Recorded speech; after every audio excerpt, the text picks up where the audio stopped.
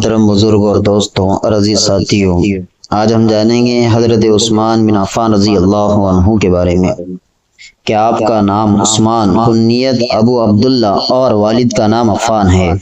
آپ رضی اللہ عنہ رسول اللہ صلی اللہ علیہ وسلم کی پھوپھی زاد بہن کے بیٹے تھے اور حضور صلی اللہ علیہ وسلم سے 6 ماہ چھوٹے تھے۔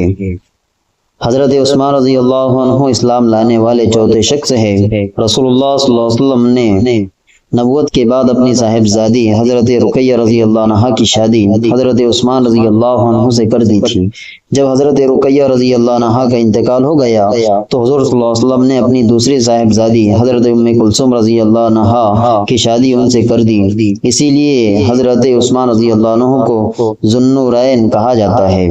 آپ رضی اللہ عنہ نے حبشہ اور مدینہ دونوں کی ہجرت فرمائی۔ جس طرح آپ رضی اللہ عنہ صحابہ کرام میں بہت مالدار تھے، اسی طرح سب سے زیادہ سخی اور خدا کی راہ میں خرچ کرنے والے بھی تھے۔ حضرت عمر رضی اللہ عنہ کے انتقال کے بعد یکم محرم الحرام 24 ہجری کو صحابہ کرام رضی اللہ عنہ نے آپس میں مشورہ کر کے حضرت عثمان رضی اللہ عنہ کو خلیفہ منتخب کر لیا۔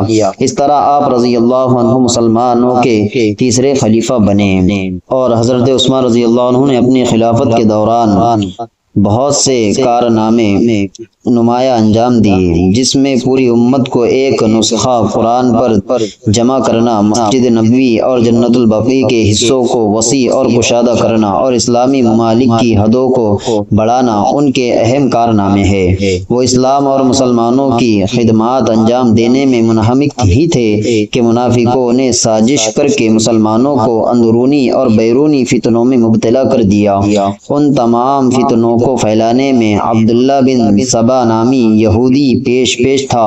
وہ ظاہری طور پر مسلمان ہوا تھا، اسے اسلام، مسلمانوں اور خاص طور سے حضرت عثمان غنی رضی اللہ عنہ سے بغض و عداوت تھی۔ مسلمانوں میں آپسی اختلاف پیدا کرنے کے لیے اس نے کوفہ، بصرہ، دمشق اور مصر کا سفر کر کے ایک بڑی جماعت کو اپنا ہم خیال بنا لیا۔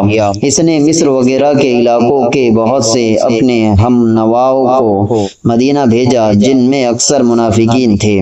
سیدھے سادے مسلمانوں کو بہکا کر اپنے ساتھ کر لیا۔ یہ لوگ اس وقت مدینہ پہنچے جب اکثر صحابہ حج کے لیے مکہ گئے ہوئے تھے۔ انہوں نے مدینے میں حضرت عثمان رضی اللہ عنہ کے گھر کا محاصرہ کر لیا اور ان کا کھانا پانی بند کر دیا۔ 18 ذی الحجہ 35 ہجری جمعہ کے دن قرآن کی تلاوت کرتے ہوئے حضرت عثمان رضی اللہ عنہ کو شہید کر دیا۔ اللہ رب العزت ہم تمام کو کئی سنی باتوں پر عمل کرنے کی توفیق عطا فرمائے۔ اور جو ساتھی ہمارے چینل پہ نئے ہیں وہ ہمارے چینل کو سبسکرائب کریں، بیل آئیکن کو دبانا نہ بھولیں تاکہ ہر آنے والی نوٹیفیکیشن آپ کو ملتی رہے۔